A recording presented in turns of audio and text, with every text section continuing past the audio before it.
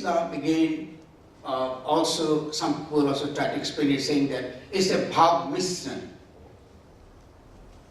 or the word I used earlier, syncretism or something like this. So it does not have wisdom in that sense, because by this, as I said, by this mingling, we saw the formation of a very particular kind of the discourse that I call personally, Naudiyas Bhav. And Naudiyas Bhav has certain common feature. It's not that it is fixed as I'm going to tell to you, but it has a certain feature which is very, very interesting if we try to understand those features. Now, what are those features, for example? One of these features is that, in the one word, we have quite often you have heard the word is said that Antarangi Krishna Bahirangi Radha. That means the divine is inside. And outside you are a feminine. You are submitting yourself to the divine. So inside, Purush, but there is no Purush as the biological male. We are not talking about biological male, there. We are talking about the Purush, the spirituality in us. But it always expresses the spirituality in a feminine form. That's the reason why Chaitanya, when he became the sannyasi with the Bharati Gosai, he came out, as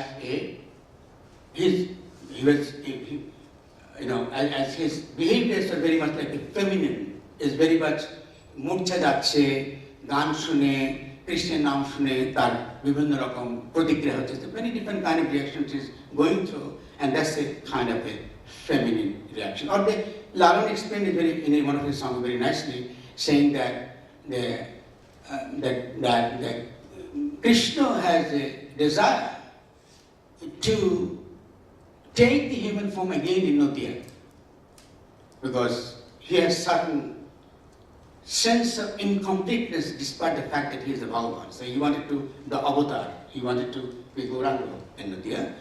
And then he wanted to go, the Mondri Tinti Sadhana Vasana Naudya Korbo Sadhana. I had 3 desires to fulfill in Naudya. One desire, Kotite Kopan Puribo, I'll become the sannyasi, or I will simply controlled by masculine character, or I'll be anti-patriarchal, this is number 1.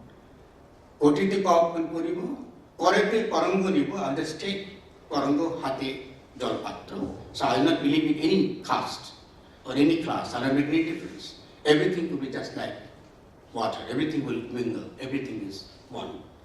And third is this, Mone Manush Mone Rakbo, Kor Jugabo Manushi. If the person whom I love, this Eshe, praying, or whatever we call it, it will be in my heart, but I will simply be the slave of the community. This is fascinating politically, that Chaitanya didn't dream to emancipate, didn't dream to be free. He rather dreamed to be a slave. He wanted to be Das. This is the reason why in Naudya, all the time when you sing, we always say, Guru Amare ki Raghben Guru Charano Dashi. So we may feel different. How come it is that these people are talking about the Dashutta?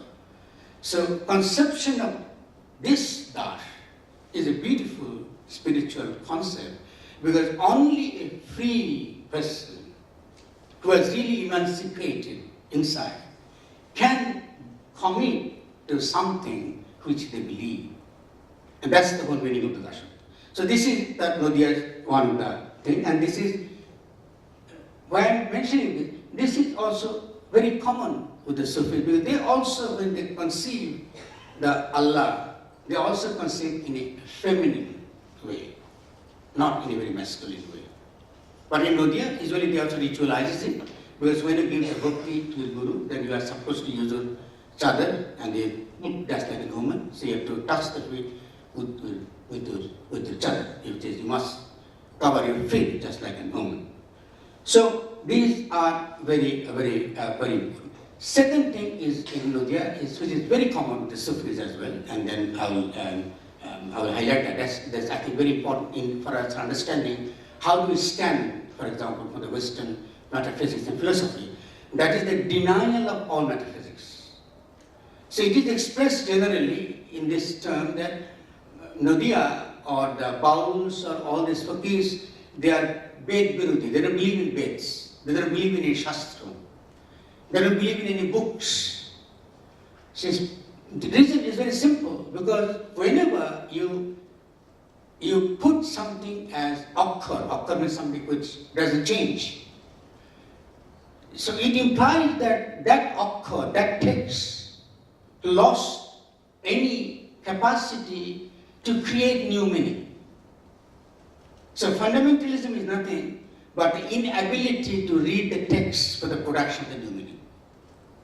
It's not simply religious fundamentalism or left fundamentalism or others. That means people who cannot read Quran or cannot read Marx or cannot read Lenin and can't make the meaning which is appropriate for their own effort. So Nadia would call that fundamentalism. I mean, that's because you have essentialized the text. And this text has become such that you started worshipping the text. You have started worshipping the Ved, you started worshipping the Quran, you have started worshipping all kinds of books. So they are against all kinds of metaphysics. So what do they propose? They propose in the place of the text of the books called the Eshik, or the love. So love denies epistemology. Why? Because love is not interested in the certainty of the knowledge like the Westerns. Love is not interested about the politicization of culture or culturalization of politics. Any way you look into it, love isn't interested into it. Love is basic urge to be united with the other. Other is divine and other is the community. So this is what the message is very, very important from Nadia. And this is very common with Sufism. There is no fundamental differences in here. Third point is from the Nadia is the concept of the logic. This again is very interesting in contrast to the West. You are familiar as a Bengali the word called the Lila. Krishna Lila kore gacchen ei prithibite bibhinno bhabe. But the Lila is rich with philosophical implication. Lila presupposes that two people, when they're in love with each other, so none of the object of the love is not an epistemological object which cannot be reduced into epistemology. What does it really mean? That it is not something that you have to know. So, and then between these two, what you do is this: who is becoming the subject in the relationship? You don't know. With K Porta, you will never know. Who is the subject in this relationship? You will know whether you love her or whether you serve. So that relationship, in this love relationship with the other, is established in Sufis and the Nadia at the same time.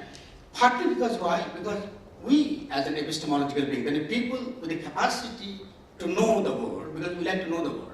Why we like to know the world? Because we want to control the world.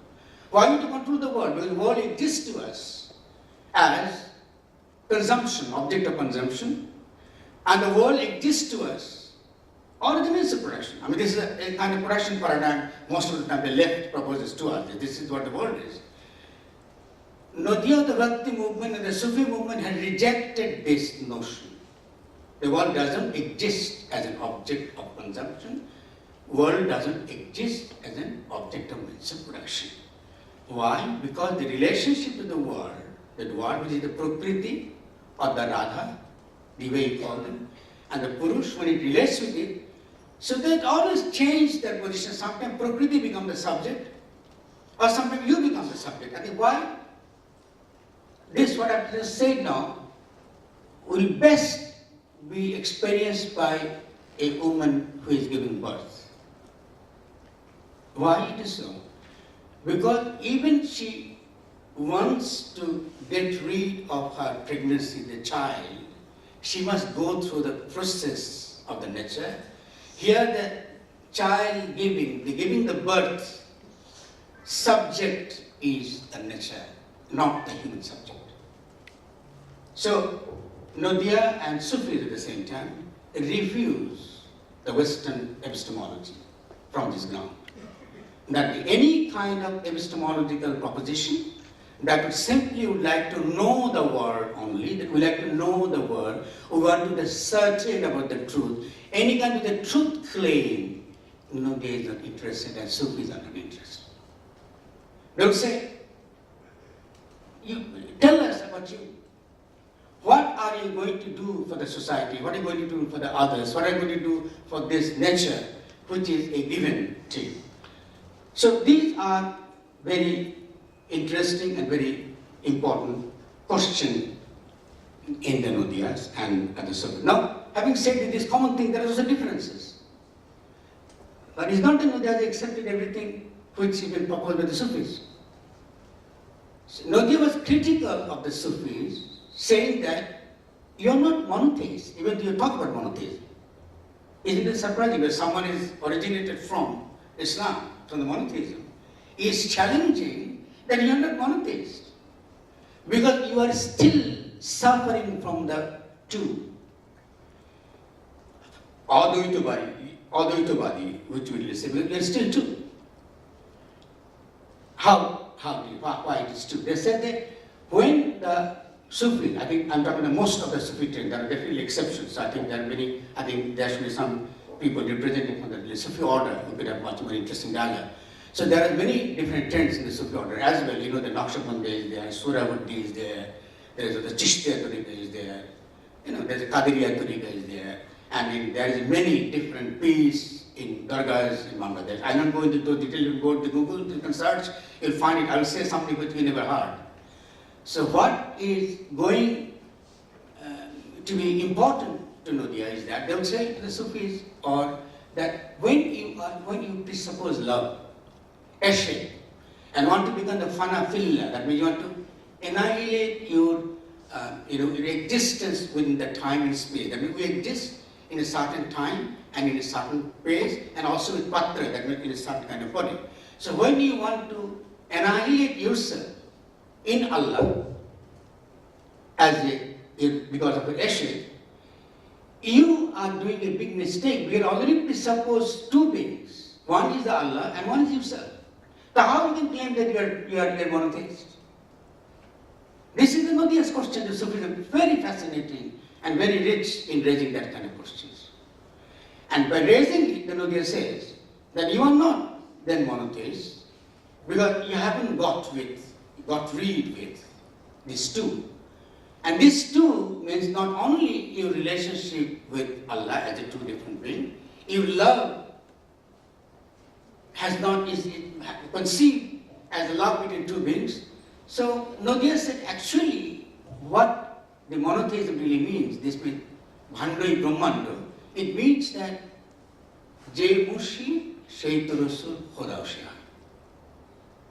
Or in other words, they would say in the Sufi languages, Ahad, which is one, Adam, which is human being in flesh and blood, and Ahmad, which is Rasulullah, or the being which is the capacity to know, the being with the capacity to experience this one, is the Ahmad. The self, which has developed the sensuous capacity to sensuously understand this oneness, is the Ahmad, which is another word for the Muhammad. So they would say Ahad, Ahmad, and Adam is the same thing.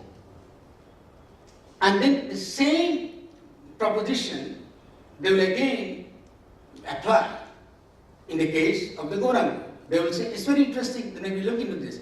The Nityananda is Adam, Nitai. Chaitanya is Ahmad. Advaita is the one, is the symbolizations of the Allah. So these three, they would say, are the one. So you know the famous song of Fakir Lal Shah, the Teen Pagole Holo Mela No Desh. This Teen Pagol is one Advaita Chaitanya, one is the Nityananda, one is the Sri Chaitanya. This is a proposition to the Sufis, and there's many songs where these discourses, the Sufis and the Naudiya, went on historically. Because within the Naudiya Ghar, there are 5 ghars are very powerful in this kind of philosophical discourses. One is Fakir Lal's own ghar, his disciples. Another one is a Panjusha, who is a Maulana, who is actually literally who is Maulana.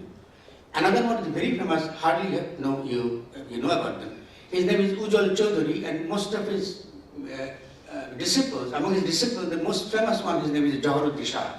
He has many famous, beautiful songs of Jawaharlal. And another god is from the Vaishnava Swajas called the Shatimas or the Pattabhajas. And the fifth one is the Delbar Shah, because many of you are interested about the music, I'm sure.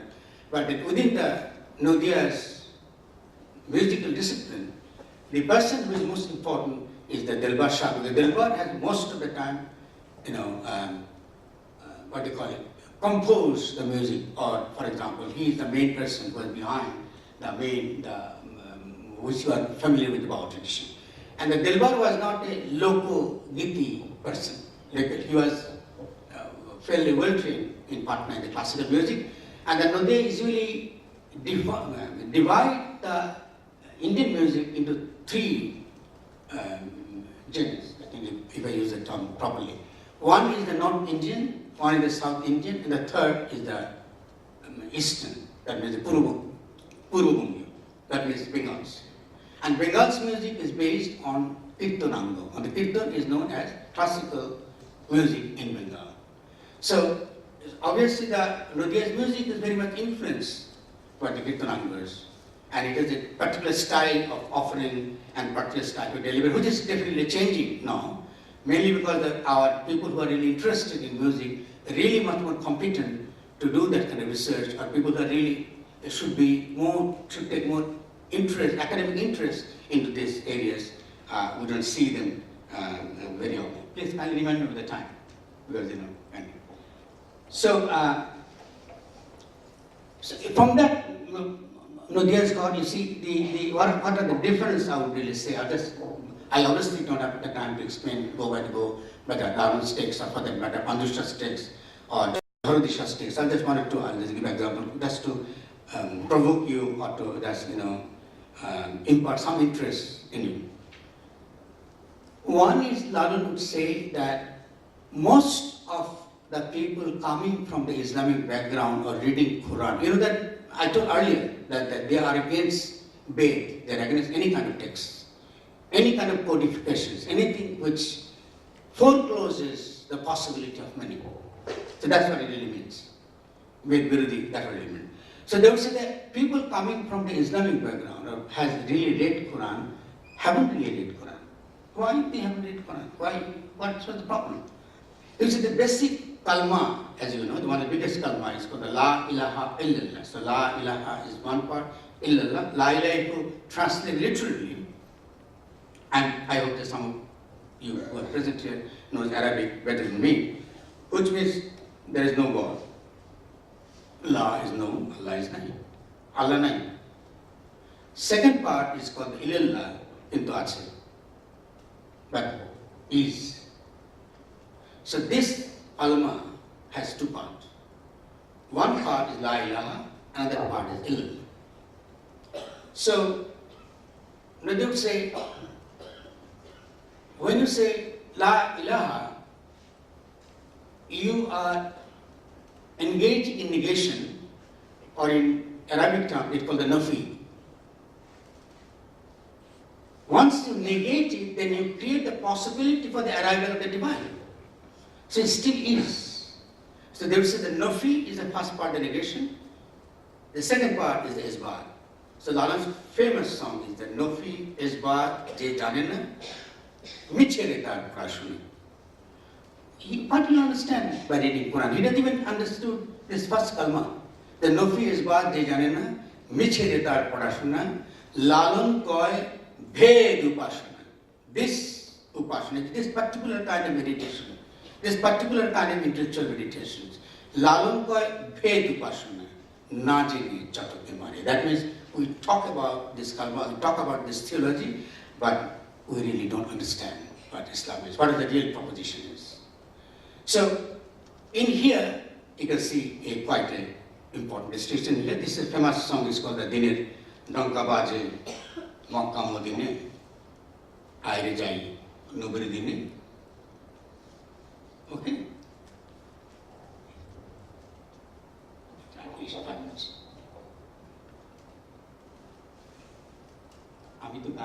আমি আমাদের ঘরের মতো করতেই পারি, অসুবিধা নেই।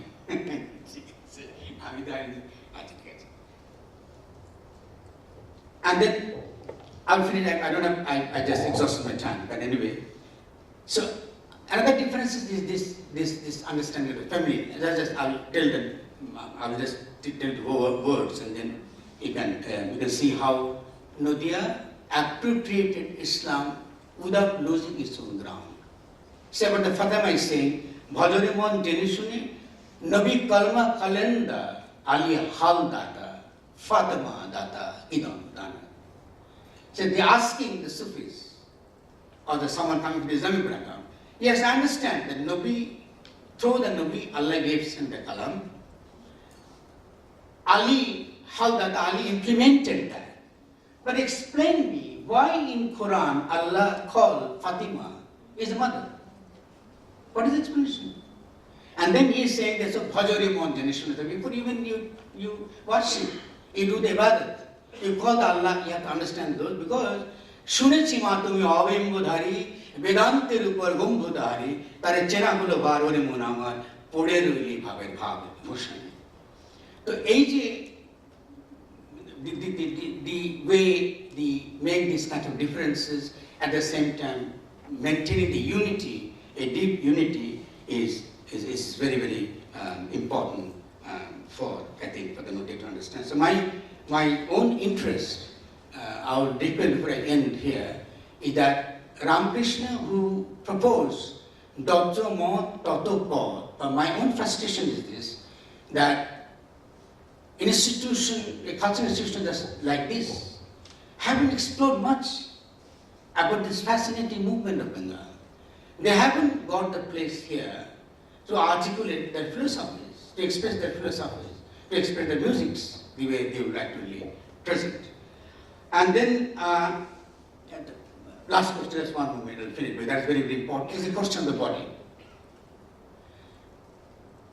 Ramakrishna's, that our great saint, his reservation was obviously with certain kind of practices related to the body.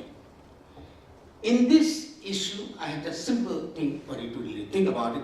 Usually the esoteric, orientalist kind of version, what you read in the academic literature, the middle class literatures, are in most of the cases are rubbish, you can simply throw it away.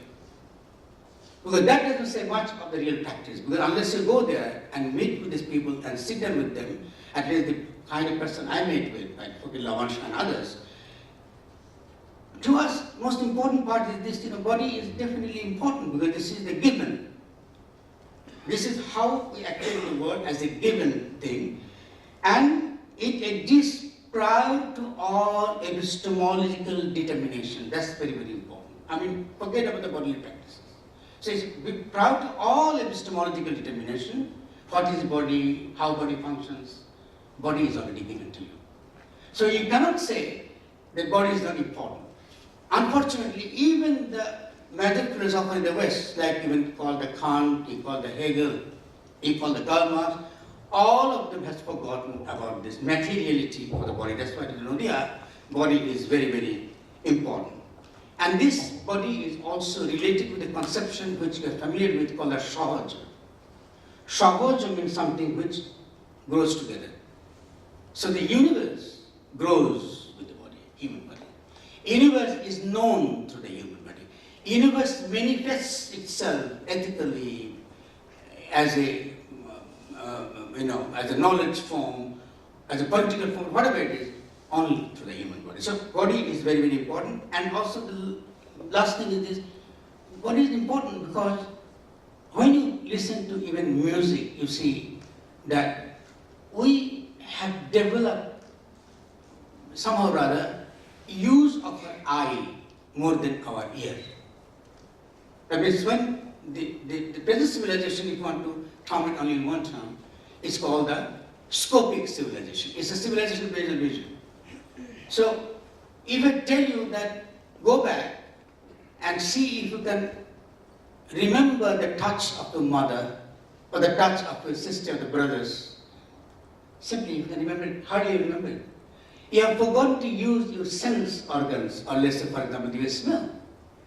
So to Nadia, body is very important because body undergoes transformation through the technologies, the way we relate to the external world. So you have to remain self-conscious of your body, the way you use it as a real material instrument to be in the real world. So these are very, very important. Then, for example, all these kinds of gujjo, karma kando, all kind of sexual practices, tantric things, middle class, all kind of the perverted ideas they want to impose on the bowels, and they think the bowels are really doing it. Of course, there are some people who do that, I will not simply deny that. But in the tantric traditions, from the North Pantha all the way to the Nadia, is a very rich tradition, and we have to be more careful when we simply bracket them in this, with one single bracket, saying that, okay, these are the people who are doing all kind of honey practices, and then we reject them to real interesting exploration. So thank you very much if I have taken this time.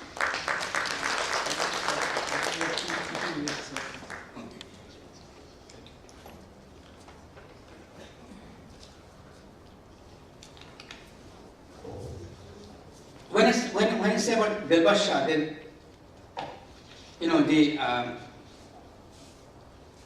most of the music is based on classical patterns anyway, but mainly influenced by Vrindavani Sarang. Sarang is quite often been used.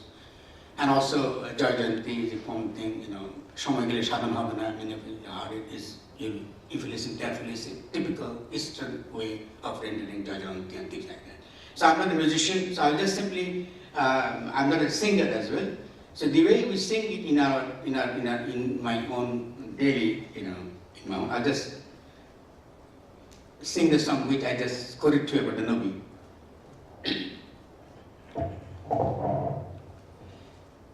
Dine donka baje no, dine donka baje shahur Mokka Mudin. Dine donka baje shahur Mokka Mudin. Haay re jai Nobir dine, haay re jai Nobir dine. সবাই বলে নবী নবী নবীকে নিয়ে রঞ্জন ভাবি সবাই বলে নবী নবী নবীকে নিয়ে রঞ্জন ভাবি দিল ঢুড়িয়ে জানতে পাবি দিল ঢুড়িয়ে জানতে পাবি আহমদ নাম করে বলে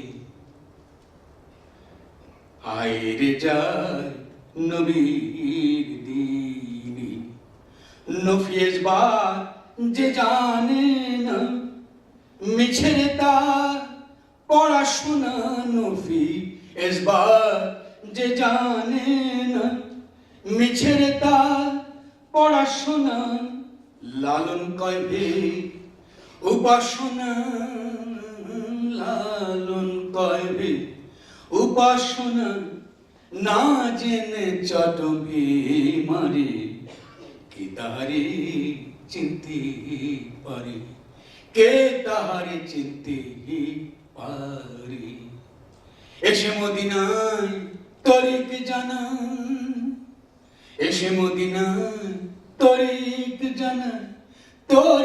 জানায় সংসারে কে তাহারে চিনতে পারে কে তাহারে চিনতে পারে. So this is the Nadia's challenge to all people having their Islamic background, that did you ever recognize who is the real prophet? What is the meaning of the prophethood? Thank you very much.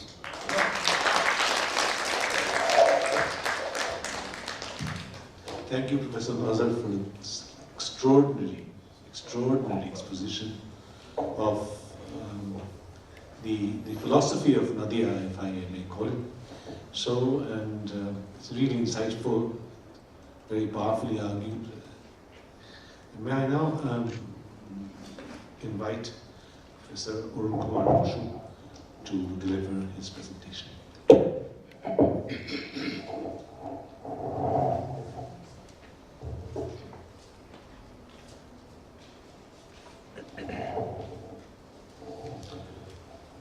Well-respected listeners, Professor Farhad Mazhar, Dr. Nandita Boshu Sarvadikari, and our learned coordinator, Professor Abhilan Dasgupta. Thanks a lot to Professor Farhad Mazhar for his excellent presentation.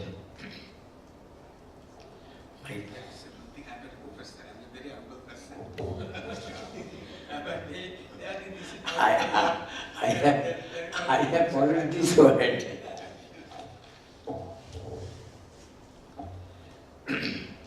Well, my throat is somehow not cooperating me. And I think all the papers to be presented today are like three pictures drawn on one canvas. There will be some similarity of thoughts, some common phrases, some equal thinking, because there is a similarity of some philosophical thoughts. While discussing on the concept of Sufism, Professor Mazhar, Mr. Mazhar, learned Mazhar Sahib, has given a glorious idea about the Bhakti movement, which has made a prelude to the Bhakti movement of medieval India. Well, before I read my paper, I put on record as an excuse of my incompetence of learning on this topic. Tagore, our poet, once confessed in one of his songs, written just after his Gitanjali days. The song is like this, not singing, I am reciting only. জানি নাই তো সাধন তোমার বলে কারে, আমি ধুলায় বসে খেলেছি এই তোমার দ্বারে, অবোধ আমি ছিলেম বলে যেমন খুশি এলেম চলে, ভয় করিনি তোমায় আমি অন্ধকারে। তোমার জ্ঞানী আমায় বলে কঠিন তিরস্কারে, পথ দিয়ে তুই আসিস নিরে ফিরে যারে, ফেরার পন্থা বন্ধ করে আপনি বাঁধো বাহুর ডোরে, ওরা আমায় ডাকে মিথ্যা ডাকে বারে বারে। It means, alas, I do not know how to perform your holy rites. I have been playing over the dusts before your doorsteps. I was so stupid and dull that I came on my own pleasure.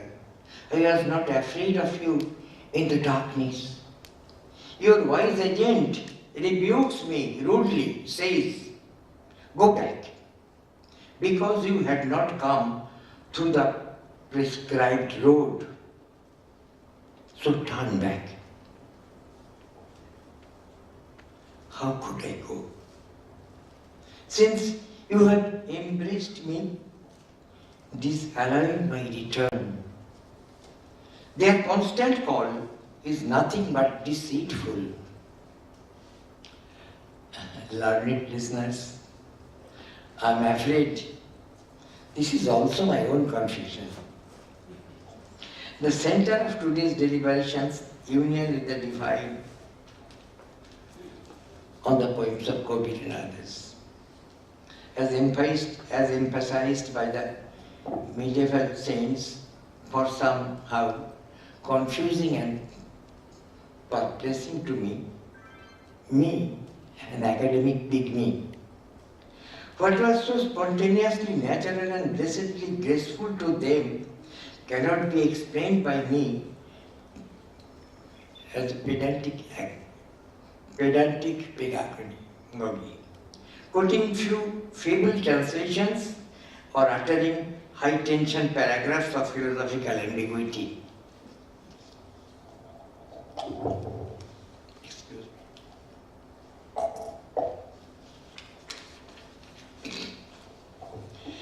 Many medieval saints, ascetics, who were deeply involved in the Bhakti movement of the 15th, 16th century of India, emerged primarily from the subaltern society.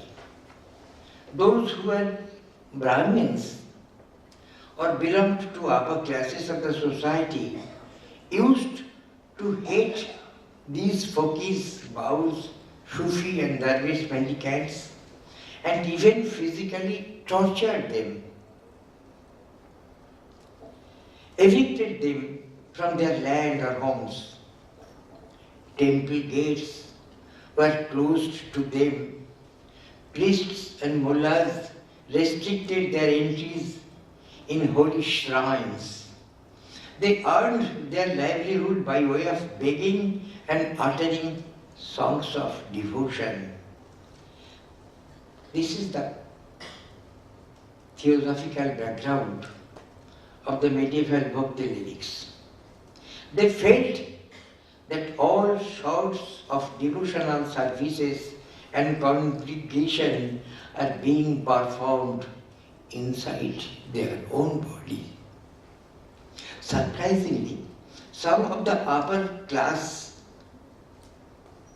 liberals, even Brahmin priests or gurus, giving up their royal environment and supremacy, came down to follow the path of these village folk gurus. Ramananda was the name of one such Brahmin, upper stratum guru, who abandoned his vanity and dignity and had an extraordinary experience of this union with the divine in a downtrodden way. In a beautiful poem entitled Shuchi, Purification, written in 1931, Rabindranath delineated this strange experience of Guru Ramananda. In one auspicious evening, while after austerely playing and paying homages to his God,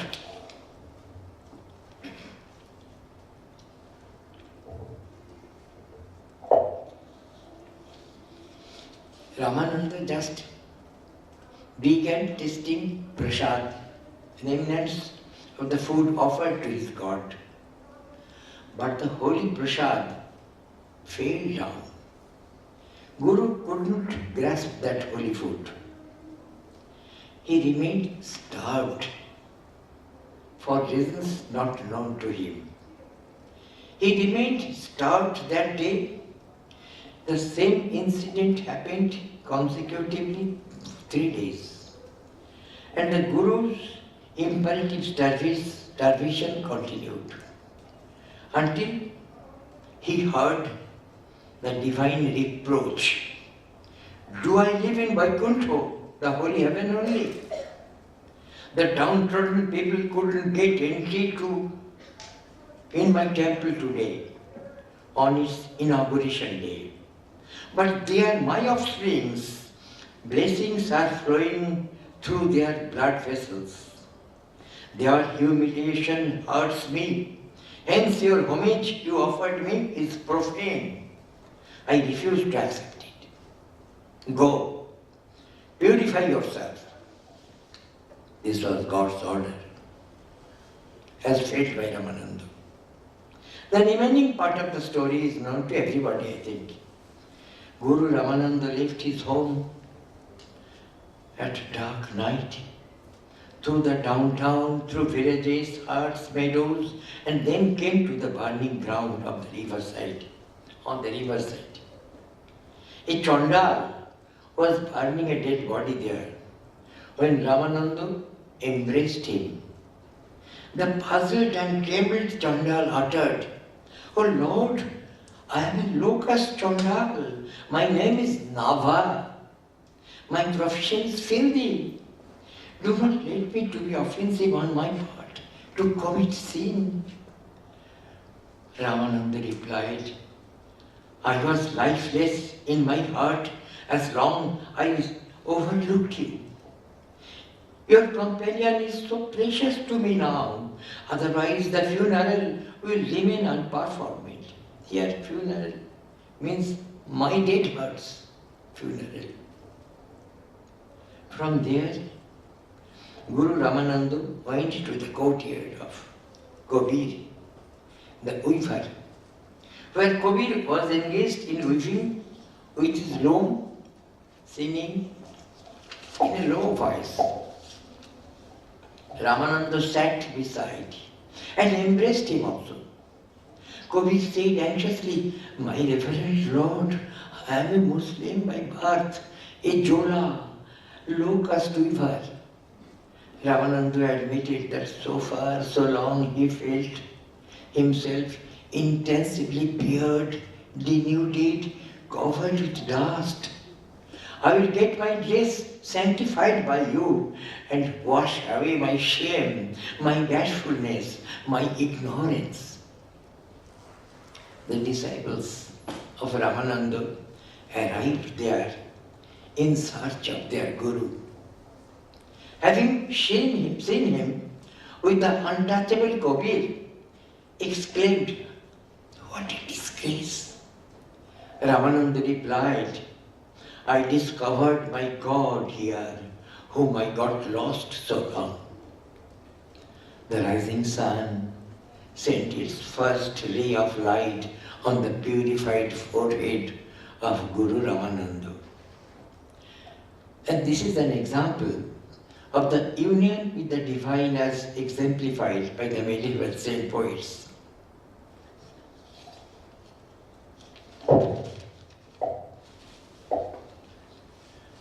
This truth of the union with the divine has been manifested so brilliantly in numerous ways, in charming languages, in attractive figure of speeches, that their experience, their expression, their imaginative power keeps us spellbound even today. They have no formal education, but they used such metaphors, similes, imageries, similar to as used by eminent poets. That's why the multicolored world of lyrics and songs composed by the medieval saint poets has not been washed away by the waves of time.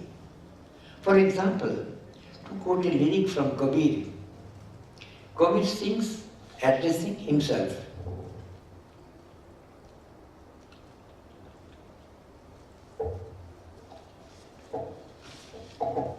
Kabir तेरे जात को सब कोई हासनहारा, बलिहारी वह जात को जो सिमारे सृजनहारा, धरणी आकाश की करगाह बनाई, चंद सूरज दुई नानु चलाई. Means, oh Kabir, people humiliate you for your low caste, a weaver. But how amazing! Your profession reminds that of the Creator Himself. Because the Creator Himself is but a great weaver who has made this universe his weaving workshop. And here he is rhyming his divine loom, using the sun and the moon, his two shuttles of that celestial loom. How excellently poetical is this exposition of the divine. I beg to offer a small philosophical epithet from Tagore's diaries uttered during his Gitanjali days. Tagore writes, "Our union with a being whose activity is worldwide and who dwells in the heart of humanity cannot be a passive one. In order to be united with Him, we have to divest our work of selfishness.